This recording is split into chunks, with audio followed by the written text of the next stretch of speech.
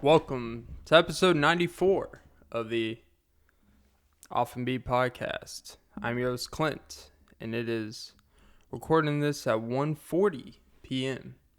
on a Thursday, December 23rd. Typically, I'm not used to recording this time of day, but I guess just another days of our lives. Oh, Jesus. And according to the Mayans, there should have been an end of those about 12 years ago. On the 21st, I believe, because that's when all the solstice shit happens.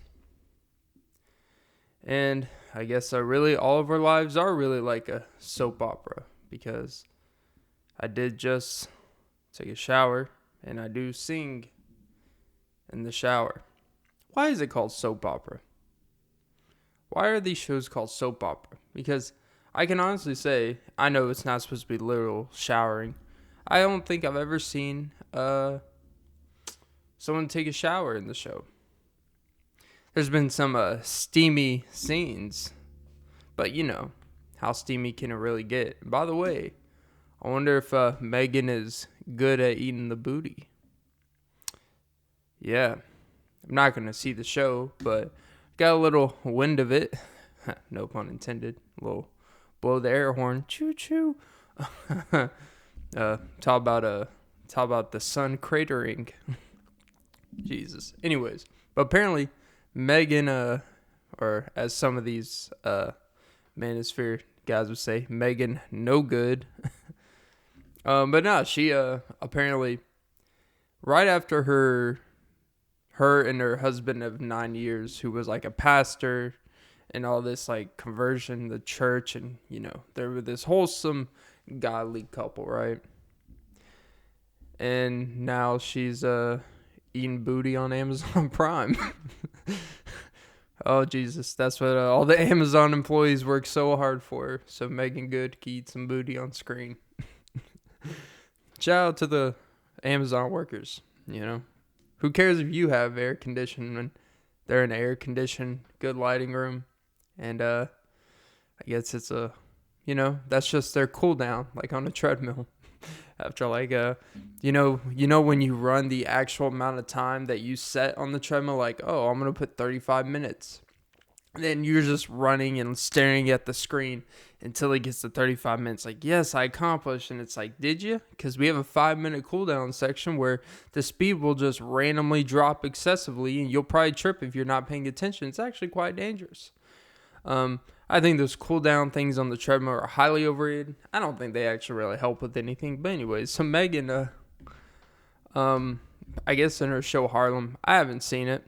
I haven't even watched the scene. I saw a picture, kind of blurred out, but you get the gist. The guy was describing it, kind of. Not like, describing it, but describing the picture of what's happening. And then, of course, he was going into, see, this is why she's for the streets. This is why he divorced her. He couldn't save her. It's like, I mean, I don't know. I mean, I will say it's probably, if I had to guess, I'm going to be Mr. Optimistic here. I'm going to assume that maybe because she took that role and, knowing what was in it, that maybe he was like, if you do this, I can't be with someone where my wife is on screen eating another guy's ass or playing with it, right? And she was like, well, this is my job. And he's like, well, I'm going to go to the media and play victim that my wife, who's an actress who makes money doing this. Even though I will say, whoever wrote that show and scene, I have no clue anything about the show, but I'm going to say an ass-eating scene seems a bit forced, no pun intended. Like, the sex scenes are necessary in movies and shows to kind of like, it kind of, instead of having like a 10-minute verbal conversation or argument between two people to understand their love language and stuff, you have a sex scene. And based off what's happened in the sex scene, you could tell someone's happy, why this person cheats with this person, all that shit, right? But this, it's like, I don't know what quote unquote I want to see what these expert character developments in quotation experts say about the, well, you got to understand what she's eating the ass. It's a submission to, his submission. It's like, so it really describes her willingness to make a man happy. It's like, all right, you know what? There's other ways you could have shown that. It honestly seemed like a writer's excuse to have a weird fetish, to have a weird kink and try to quote unquote push the envelope unnecessarily, and just have a very intimate, odd situation where a guy has his legs spread up and Megan is giving him that good. Forget the WAP. He was giving her that, or she was giving him that WAT, that wet ass tongue. What? Like, what does he say? Like, typically, if you're having relations with the gal, it's like, man, this WAP is whopping. It's like, man, this WAT is watting. Jesus, that was so bad. But yeah, it's amazing what acronyms can do for the boy. But yeah, honestly, look, man, it's her job. Well, it's not her job that you'd ask, but you get what I'm saying. Like, I think it's they're using this TV scene to try to make it something about her marriage, and I'm like, I mean, I don't know. Maybe he started getting uncomfortable because he's this quote unquote preacher and shit. But also, what I will say, this dude talks publicly a lot about their relationship, and I only know that because it's been on, like, when I used to go on Instagram, it would always, not all the time, but sometimes in the algorithm it'd be how oh, this guy saved Megan good. It's like, I mean, I didn't know she was that bad, in a bad place, but then, whatever. It's always weird when preachers can quote unquote save someone. But I don't know. I think that's kind of a weird concept, I guess. But, just because someone speaks elegantly and someone speaks the gospel, let's not automatically assume that they're the ones in the right. Because at the same time, we don't know why they divorced. We're just making a lot of assumptions based off this, that, and the other. And honestly, when people get divorced, it shouldn't really be anyone's business, but it turns into people's business when there's money involved. But in this situation, I don't think there's really like a money situation, even though she probably makes more than him and stuff like that. But it doesn't look like. Now, here's what I will say. If this man goes after spousal support and shit like that, he's a bitch. Because you know what? She's not even making that type of... I mean, she's obviously made a Megan good living, but she's not making that type of living to be like Tom Arnold and Roseanne, where she's making like 50, 100 million. And if you are accomplished and successful in your own right, you should not be taking another woman's money, like in terms of divorce and alimony and shit like that. To me, he better not be preaching about this shit about, and there's also old footage of him, I don't want to say the word pandering, but basically in front of an all-woman crowd saying, my woman can wear whatever she wants, blah, blah, blah. And now all the women are cheering, which is like, okay, hey, that's his thing. If he's cool with that, he's cool with that. And now all that shit's coming back to him because now that she wears, I guess she wasn't wearing anything in the scene, I guess. But since she could do whatever she wants publicly, all this, I'm not here to control her. It's like, yeah, well, until some guy's legs are spread and she's giving him that old cream cheese across his toasted bagel. But yeah. I don't know. I just found it. I just think it's not that big of a deal. People get divorced. I think it's just like, I don't know. One thing I will say, I wonder if that scene is explicitly, no pun intended, like, like when people get divorced or they break up with someone or someone breaks up with them, and their whole like mantra is to double down on behaviors they were quote unquote restricted from before, so they go above and beyond and start acting, like, and I wonder if like we wouldn't even touch knees more than once a week. And now she's like, fuck it, I'm eating ass on screen. Where's Joe Budden when you need screen, man? That'd be wild if like someone was doing podcasts or Joe Budden or Joe Rogan be like, screen, man, can you pull up that Megan Good eating ass video? I don't even know if she actually licked it. I don't know if they covered it up or whatever, where it basically what she's doing, but they don't show it.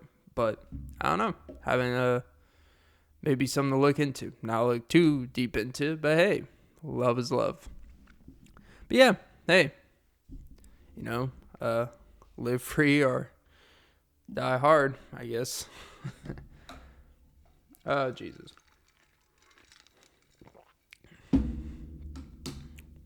She was in Think Like a Man, right? The Steve Harvey book movie thingy where they just have an ensemble cast of Gabrielle Union with Turtle. The weirdest fucking, like that. I'm not breaking new barriers here when I say it's the weirdest fucking couple. But honestly, looking back, the couple dynamic does make sense in a weird way, right? Because he's just like, he's considered, I guess, this like kind of, I don't want to say bum, but he plays video games a lot. He doesn't seem motivated. He doesn't seem like he's driven. She's a very driven person. She's moving up the ladder socioeconomically, and he's just kind of there. And she's starting to worry that there's not even going to be a dynamic or respect, and you kind of see that dwindle. And then, eventually, I guess he may get a job. I forgot exactly. I haven't really seen, like, all the movies, but I've seen most of parts on TV and stuff. But all I can think about is a John Legend song where it's like, tonight. And it came on my playlist yesterday while I was working on stuff. And I thought it was just tonight. And it was just this beautiful, like, John Legend did it again, right? And then I listened to the lyrics. I'm like, holy fuck, this guy's a freak. When you think of John Legend, you're not thinking of, I should say, when you think of John Legend, you're thinking of wholesome. You're thinking Josh Groban-ish, like, you're thinking of very Dan and Shay-ish, I'm speechless. Which, by the way, how come they haven't done a duet together? John Legend and Dan and Shay, that would actually kind of work. Dan plus Shay plus John.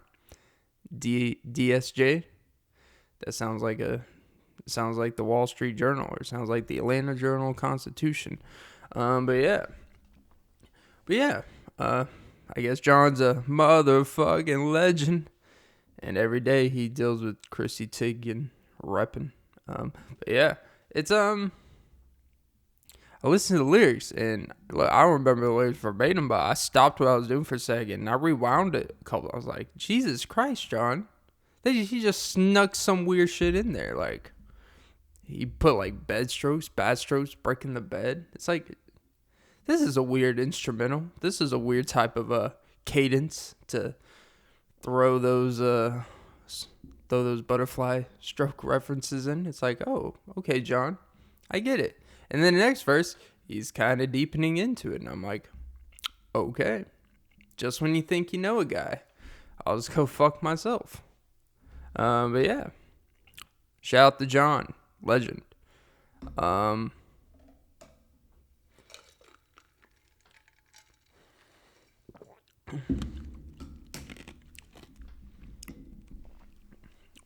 Sorry about the ice on the microphone, but something needs to cool this mouth down, from the icy hot from eating, making good. Sorry, this shit's, I don't know why this shit, like, really, I'm not gonna look up the video. It just, like, I found out about it, and I couldn't, and I listened to a couple videos of course, like, oh, she needs to be saved, and I'm like, all right, man, like, I was like, to me, that is definitely a forced thing. Like, does sex need to be in movies and shows? Yes. Like, I'm sorry to break it to you. If you have a problem with it, there's TV ratings to tell you what's in it. Based off the show type, you know what time it is. All right, man. Like, Game of Thrones, like, everyone knew what time it was. It wasn't to tell this beautiful story about some ancient whatever the fuck. It was because you want to watch Jason Momoa get nude in the ancient times with some girl with a blonde wig and fuck the shit out of her, man. Talk about Aquaman. I guess that's how we trained for Aquaman. Oh, Jesus. But anyways, But look, man, um, when you're watching TV or movies, you need to throw your morals, you need to throw your standards out the window. Like, it's over with, man. Like, if you have such high morals and standards where this shouldn't be on TV, this shouldn't, this shouldn't, then you probably just shouldn't watch TV, which I guess now, as you grow older, it kind of makes sense why parents like, I don't let my kids watch TV. But then at the same time, all those people that grow older, their parents didn't let them watch TV. You know what happens? They grow older and they hate the parents for not letting them watch TV. Because once they find entertainment, they like go down this 20-hour a day rabbit hole. Anytime you were completely restricted something from a young age, when you get older, you're going to at least go through like a phase of a year, 2 or 3 years where you just dive deep into it and you get lost in it. Because it's like you feel like you got to make up for lost time instead of managing it at a young age or understanding what it is. Like, this is something casual. This is something you do in your free time. This is something you do when you want to wind down. This is something you do after you do your shit for the day. You don't start your day with this and middle day with it. Like, no, you basically fucked your day up. But when you don't have that type of pre-knowledge to it, yeah, that's when you get people that are fucked up from it. I also understand the obsessiveness of if you watch too much at a young age, it fucks shit up for you too. But hey, but look, I don't give a fuck about when people say, oh, this shouldn't be in movies. There's too much murder. It's too much of this. It really visualize violence to the youth and makes them want to do shit. It's like, you know what? If your kid watches a movie that is about like a terroristic act or is about a bank heist or is about the mafia, about this, about and basically a lot of Quentin Tarantino films. If you let your kids watch Kill Bill and they go out and start doing Kill Bill shit, that's more of a parenting problem. The fact that, one, there's ratings on it. If it's rated R and your 12-year-old kid sneaks into a movie theater, well, one, what is he supposed to do about it? He can't control every movie theater. That's the theater company's fault for just like, fuck it, let him watch it. Or that's your fault for letting your kid go by a movie theater by himself and thinking he's not going to be interested and sneaking in to see the biggest movie of that bill in time, which was probably Kill Bill. It's like, you really thought your kid wanted to go see fucking Green Lantern? Well, that doesn't make sense because they came out way different times. But you get what I'm trying to say. You think your kid went there to watch The Incredibles? Well, I don't know. The Incredibles is actually a pretty decent film. But you get what I'm saying. You think when you dropped him off to watch The Polar Express, he was actually going to just go watch The Polar Express if you weren't going to advise him while he's with his friends? No. And be like, ooh, let's watch Uma Thurman. Fall Out Boy. But yeah. I never understand when people say it's TV's fault, it's movies' fault, it's entertainment's fault for why my child or for why someone close to me did a shitty thing or has built bad habits from it. I understand the power of marketing, right? Like, one thing I've gained a little bit of sympathy for, and I really don't think it's that much different from today and back then in terms of advertisement marketing and how it actually affects young marketing and commercials, right? For smoking. Marketing used to be like as much as fast food nowadays. Like, if you go any YouTube advertisement or if you just watch cable TV, like 20% of the commercials are just Burger King, McDonald's, Wendy's, and they're just cool, clever commercial puns and all this shit, right? It's cool. Imagine replacing all of those with cigarette companies. Well, that's how it was in the 1960s and 70s, except not only were there less commercials, there were less channels, which means the 20% was probably more like 25 to 30%, and 30% of what everyone's watching reaches a lot more people. So, when you see like older individuals with a lot of smoking addiction stuff, you realize like, oh, they were engaged at a young age that this is cool, because they were advertising like the Marlboro Man. They were advertising like this is cool. Like there's literally a brand of cigarettes called Cool with a K, which ironically not cool to me.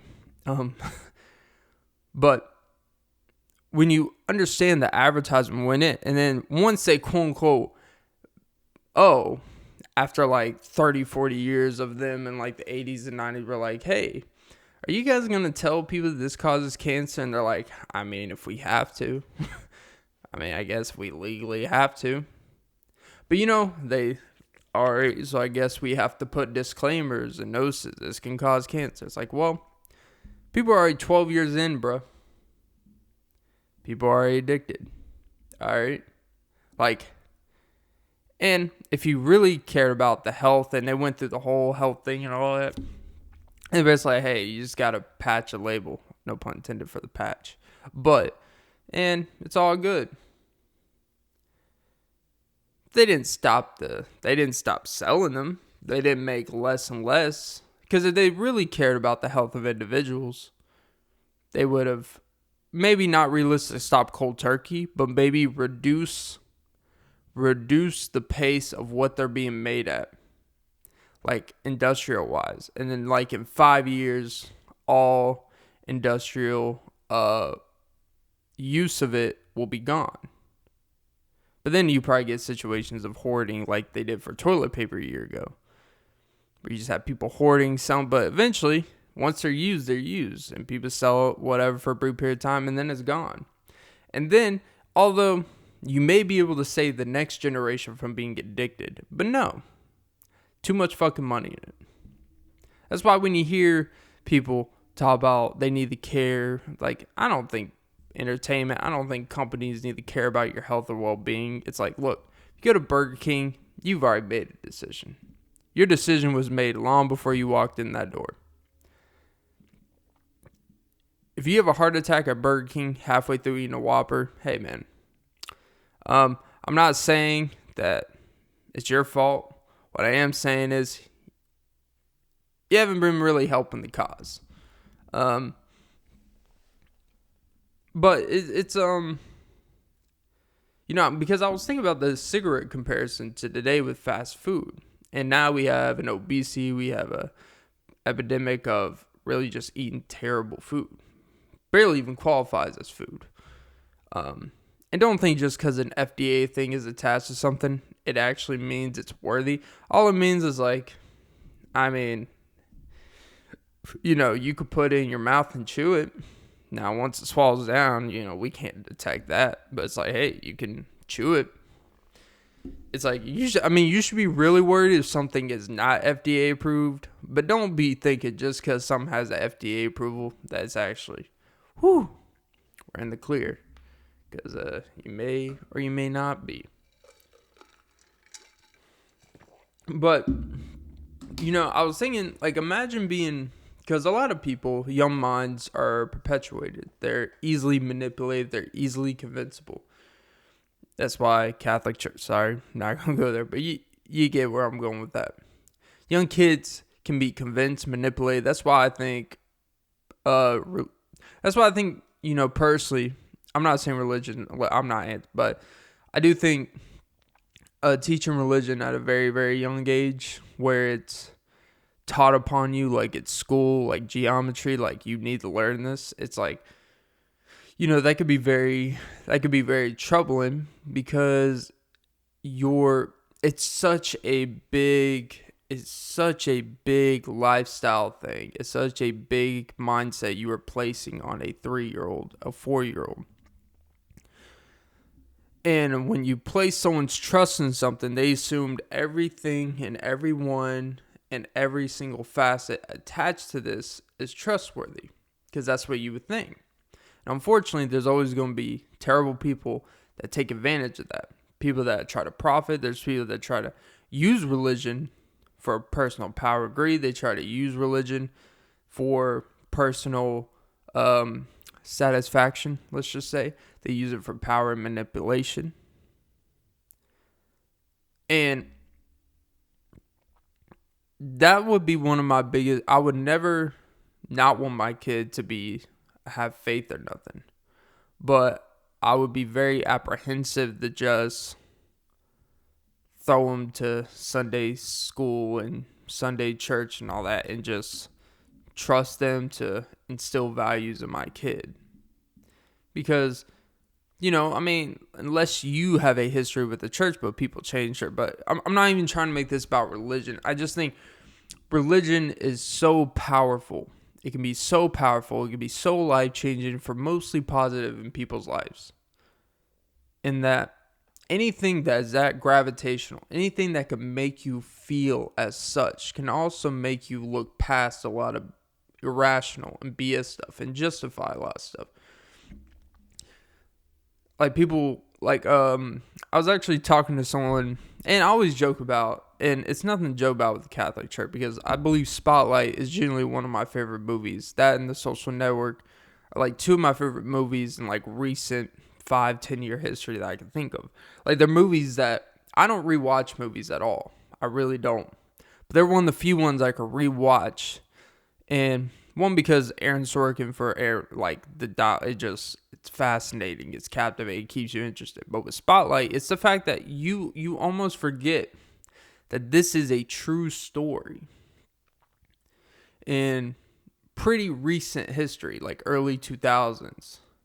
And the strenuous and the depth it went to. This wasn't just the Midwest, the Northeast, wasn't just half this was worldwide. And then to put it in perspective, you watch the whole movie and you're like, holy shit, this is fucked up. The abuse, the cover-ups, the sending priests around. Then at the end of the film, they show these credits of all the cities and states. And then I want you find the state in the area you live in, or the nearby area that you live in, the areas you've driven through recently. And just find that and realize when you go in those areas, the power of religion is everywhere. The power of anything that can capture your mind and really make you blind to some things. It possibly happened to someone you knew and a family member you knew. Like, I remember seeing there was one in Marietta. There was one in Canton, Georgia. There was one in Ackworth. I believe Kennesaw. It was either Ackworth or Kennesaw. But this, like, all of that metro Atlanta area. And in Georgia, it was pretty in depth. But it was all those states. So, it's stuff like that. And you realize for this to happen at this scale, it's because there is a consistent theme that whatever is being taught and whatever is ingrained with these teachings, it covers up a lot of nonsense. It makes you, as much as I believe that faith is necessary in ways, I one of my pitfalls within one things I struggle with about faith. Wow, look, Clint getting deep. One thing that I struggle about it is, what if I get too far into faith and I lose a little bit of grasp of what's right and wrong in reality? Because sometimes with faith in general, this isn't even like religious specific, but sometimes when you rely too much on faith, in my opinion, it really makes you ignore the worst aspects of yourself, because it's just forgiveness. And I believe forgiveness is necessary for a lot of things, but I don't think forgiveness is necessary. I think forgiveness, it will make your life easier if you believe in it. But I don't believe in forgiving things or forgiving people that you don't really forgive, because I believe lying to yourself, you can verbally lie to yourself, but you can't really lie to yourself, And you're really just trying to make a life keep going. You're just trying to make life easier because you feel like you got to deal with people in certain ways. Like if you found out something about your cousin, right? Let's say your cousin you found out did some really terrible shit with children. Do you have to forgive him just because we're going to be, we go over to their house for Thanksgiving every couple years? It's like, actually, I don't. And actually, I'm not going to go for Thanksgiving. I'm not saying, I don't know if there's anyone, whatever. But you get the point. Like, I believe people will justify things because of convenience. It will make their life a little bit easier, I guess. And it will bring them, quote unquote, peace of mind, even though they're the most unpeaceful people. And they carry this burden with them, right? Wow, I did not want to rant about this stuff. But, anyways, back to the Marlboro Man and smoking cigarettes. I understand when people say, "Oh, it can make kids do things they wouldn't do." It's like, okay, but at the same time,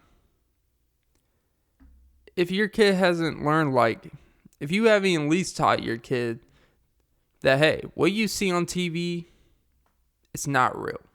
A lot of this shit's a lot of this shit's fiction. You haven't taught your kids what they're watching and what to watch out for and what to take serious and what not to take serious, then you know what? Maybe they shouldn't just watch TV yet. I think a lot of this stuff is parenting issues, and it's really like Astroworld when people blame movies and shows for why their kids repeat those things. It's really an excuse for them to not be doing their job or to not be parenting or to just point blame and excuses. It's like, well, okay, let's say that is true. Let's say they saw that and they did do it. If your kid cannot differentiate to, why do you even have cable or TV in your house? And don't say it's not realistic. You know what? If you truly give a fuck about your kid and shit like that, and you know your kid is one bad thing, that hypersensitive to any little thing will trigger him, no pun intended, to do something that he shouldn't do, then it's kind of your job to be ahead of that shit and to try to, quote unquote, set an environment or send him to psychotherapy, send him to a mental institute, put him in a straitjacket if he's that, like, because it's bound to happen. And it's to blame everything but the environment you set up, right? And it's really like that also with the people, the 12-year-olds, the parents that sent their 12 and 13-year-olds to a Travis Scott concert. Not doing any research of what a Travis Scott concert is like. You didn't send them to a Josh Grove, "You raise me up," and then someone moshes pits you. Like, nah. Like, Travis Scott music is literally designed for exactly what his concert is. Not people dying, but And there's obviously a security issue that happened there. But to sit there and point the blame at someone just because he's a central figure, even though it doesn't really have much to do with what happens in the security of the audience. People are going to do what they want to do. People are drugged up. It's a festival. People do drugs at festivals. We're going to ignore that. We're going to ignore that you sent your kid to a fucking festival. And you're surprised that people did things on those type of drugs that they did on drugs. Some of them passed out. Now, there's a whole thing where some dude was running around with a needle just like inserting people. That's a whole different situation. But how is that on Travis Scott? Travis Scott didn't send a JFK single shot theory out in the audience and like and be like, hey. At least I don't think he did. Which I don't think he would do that. I don't even know why I would bring that up. But it just seems it's just a built-in excuse culture. And it's not excusing what happened, but the people in the audience doing this shit, the people who actually act on the things, are the ones that should be held accountable. You sent your kids or people that are old enough to voluntarily go themselves. They went to those concerts to have a ruckus environment, to have a very aggressive environment. I'm not saying that aggressive, but hey, if you get thrown into a lion's cage, if you don't get attacked, good on you. If you leave with a couple scratches and marks, that's probably more likely a scenario. But you know what's also a chance? He might eat your fucking head off. Even if he is trained. Animals can be trained all they want. They still have those instincts in them that's still like, fuck you. When you play around too much. Right, Jesse, with Harley? Fuck you, Jesse. But, yeah, you throw a basketball at a dog's nose, of course it's going to fucking bite your face off. Throw a basketball in my face, I'm going to bite your face off. And I don't have a tendency to bite people's faces off. But it's really just, hey, since I'm not a good enough parent, I'm going to blame the guy on stage who's hundreds of feet away from all this shit happening. He's just playing his music, which sets an environment for people to do things. Then you know what? Then we should just not have concerts. Honestly. We just shouldn't. No, don't sit here and be like, oh, well, it's got to be this perfect environment. You know what, man? The whole point of concerts is that it's not a perfect environment. It's kind of what makes it interesting. If you want a perfect environment, go to a fucking Broadway play. Go to a soap opera. Well, not a soap opera. Go to an opera. Go to a theater where you sit down, everyone's quiet, everyone's dressed up, everyone claps when they're supposed to clap. Go to one of those if you want that type of environment. Or go to a very mellow concert. Not to a fucking Travis Scott concert. And this is not saying it's okay that the tragedy happened. What I am saying is these parents want to sue and blame a central figure. If you want to blame the security and all this shit, fine. But let's not completely neglect blame from the people who are actually in the audience, who actually contributed to people dying, trampling over, drugging, whatever the fuck happened out there. Let's not put them off the hook and make all of them seem victims as well.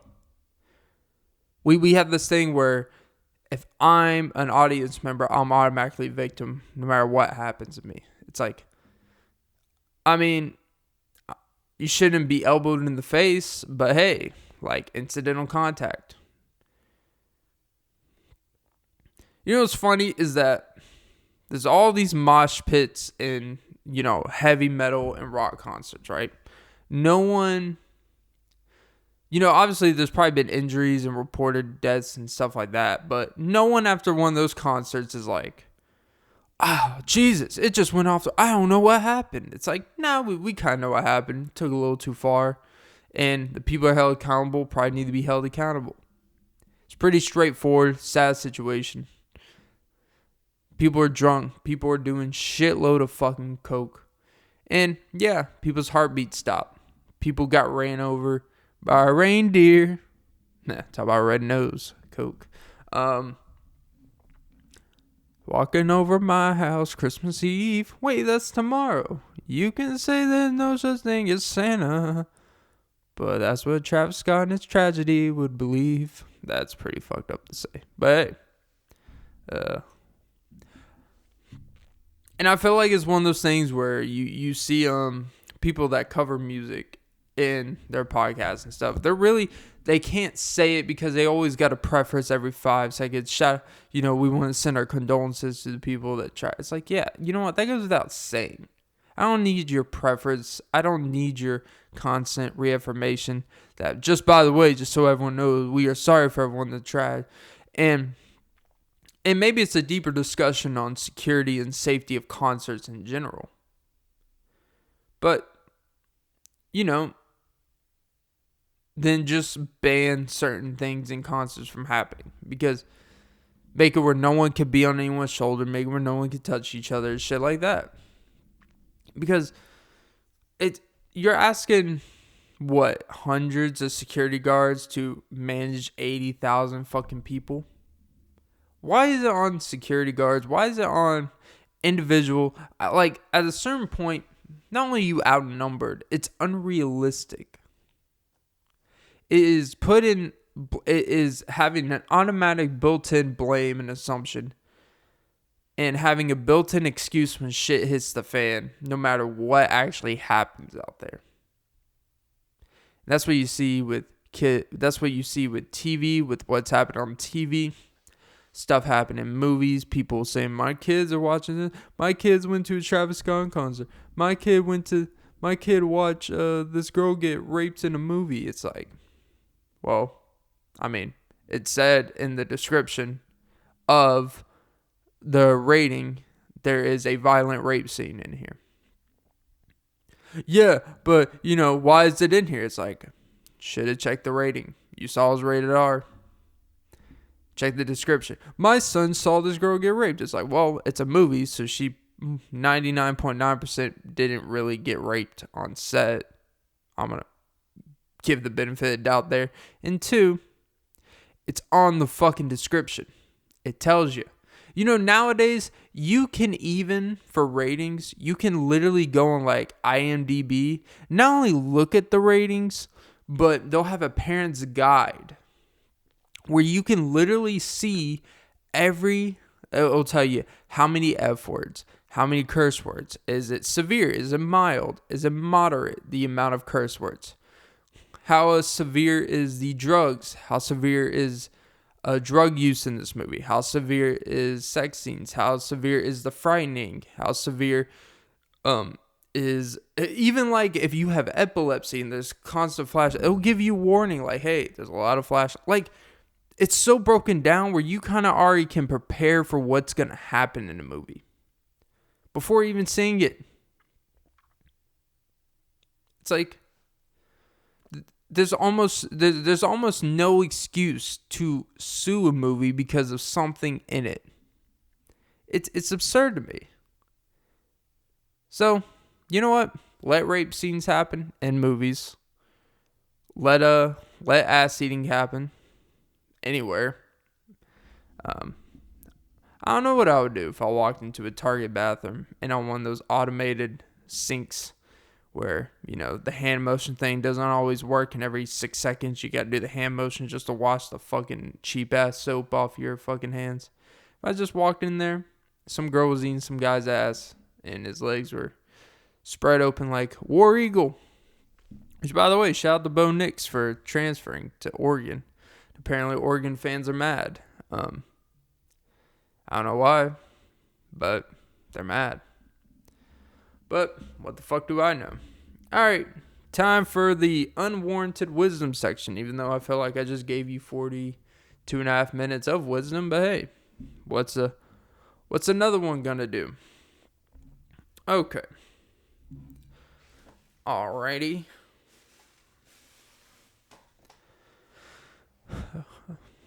Let me think of some bullshit, because that's what all these quotes do. For those who seek revenge is for those who seek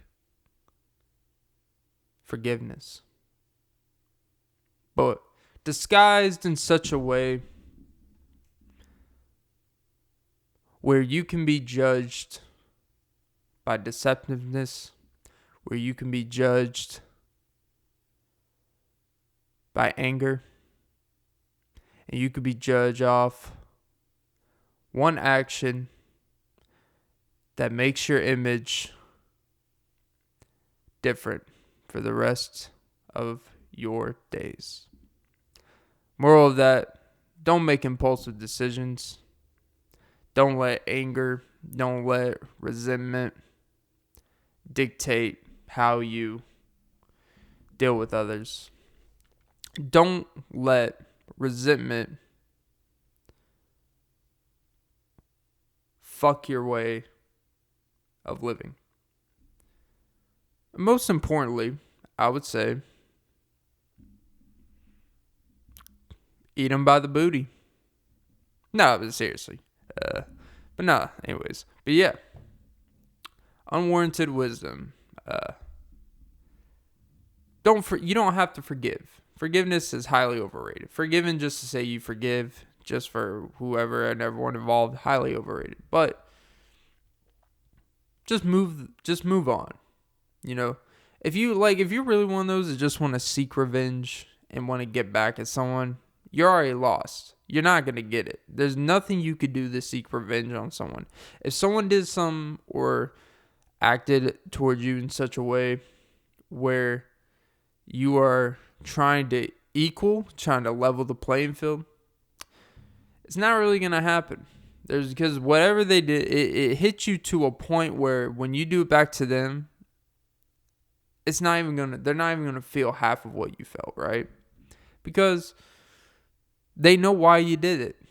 And the hardest part of being hurt or being resentful is the questioning of why. But when you know why, you just, all right. You just, I don't want to say shrug it off, but you just kind of, you take it for what it is. It's not as personal, whatever the hell it is. But it's when you sit with yourself and still struggle with not knowing why. And you become resentful and you become a person you don't want to be. I'm not even talking about myself, actually. Just giving out wisdom here. Unbiased wisdom. You're welcome. But yeah. Don't seek revenge, because the biggest revenge is just keeping it moving and sucking some titties. That'll really help you get over it a lot. So just suck some titties. All right, guys. That's episode 94, the Off and Beat podcast. It'll probably be maybe put out later today, probably tomorrow morning, whenever the fuck I get around to it. So, yeah. Have a great day. And, yeah, like and subscribe, all the bullshit that no one's here for at this point, and suck some titties. And boom. Still didn't look into the camera for 98% of it. I really forget that there's a fucking camera there. Jesus Christ. Oh, Jesus.